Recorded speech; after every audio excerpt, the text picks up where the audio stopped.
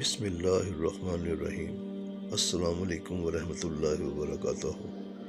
حضرت عمر بن عبدالعزیز کا دل افروز واقعہ۔ بنو امیہ نے بالعموم اور مروان کی اولاد نے بالخصوص حضرت عمر بن عبدالعزیز کو ان کے اصلاحی ارادوں سے روکنے کے بڑے جتن کیے، خفیہ خط لکھے، دھمکیاں دی، بغاوت سے ڈرایا، رشتہ داری کے واسطے دیے، لیکن عمر بن عبدالعزیز اپنے لیے جو راستہ منتخب کر چکے تھے وہ اسی پر بڑھتے چلے گئے۔ جب ان کے اہل خاندان نے دیکھا کہ وہ کسی طرح باز نہیں آتے تو ایک دفعہ ان کی پھوپھی فاطمہ بنت مروان کو سفارشی بنا کر ان کے پاس بھیجا۔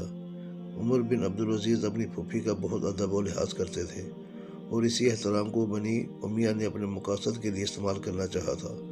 فاطمہ بنت مروان نے ان سے کہا کہ بیٹا، تمہارے رشتہ دار شکایت کرتے ہیں کہ تم نے ان سے دوسروں کی دی ہوئی روٹی بھی چھین لی ہے۔ اچھا ہوتا کہ آپ خود بھی انہیں کچھ دیتے۔ حضرت عمر بن عبدالعزیز نے جواب دیا کہ پھوپھی جان، میں نے ان لوگوں کا کوئی حق نہیں روکا۔ پھوپھی نے کہا، سب لوگ شکایت اور چیخو پکار کر رہے ہیں اور مجھے خوف ہے کہ کہیں وہ تمہارے خلاف بغاوت نہ کر دیں۔ حضرت عمر بن عبدالعزیز بولے کہ اگر میں قیامت کے دن کے سوا کسی اور دن سے ڈروں تو اللہ تعالیٰ مجھے اس کی برائیوں سے نہ بچائے۔ اس کے بعد انہوں نے ایک اشرفی گوشت کا ایک ٹکڑا اور آگ کی انگیٹھی منگوائی۔ اشرفی کو آگ پر تپا کر گوشت پر رکھا۔ جب گوشت بھن گیا تو فرمانے لگے، پھوپھی جان، کیا تم اپنے بھتیجے کے لیے اس قسم کے عذاب سے پناہ نہیں مانگتی؟ پھر بولے، اے پھوپھی جان سنیے، اللہ تعالیٰ نے نبی کریم صلی اللہ علیہ وسلم کو دنیا کے لیے رحمت بنا کر بھیجا۔ آپ صلی اللہ علیہ وآلہ وسلم نے ایک ایسا چشمہ چھوڑا جس میں سے پانی پینے کا حق سب کے لیے یکساں تھا۔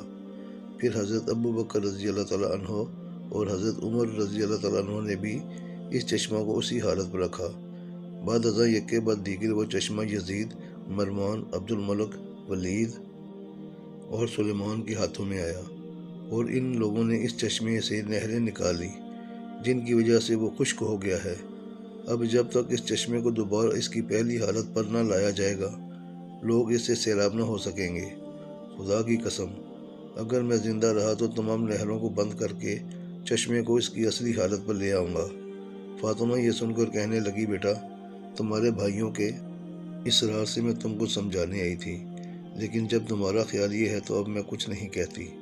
یہ کہہ کر فاطمہ بنت مروان واپس بنو امیہ کے پاس گئی، انہیں سارا قصہ سنایا اور کہا، یہ سب تمہارا اپنا ہی کیا دھرا ہے۔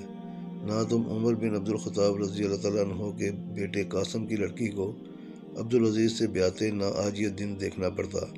عمر بن عبدالعزیز اپنے ننیال پر گیا ہے۔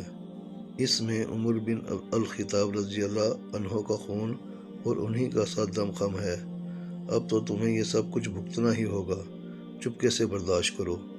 اگر آپ کو میری یہ معلوماتی ویڈیوز پسند آئی ہیں تو برائے مہربانی میرے چینل کو لائک، سبسکرائب اور شیئر ضرور کریں۔ شکریہ۔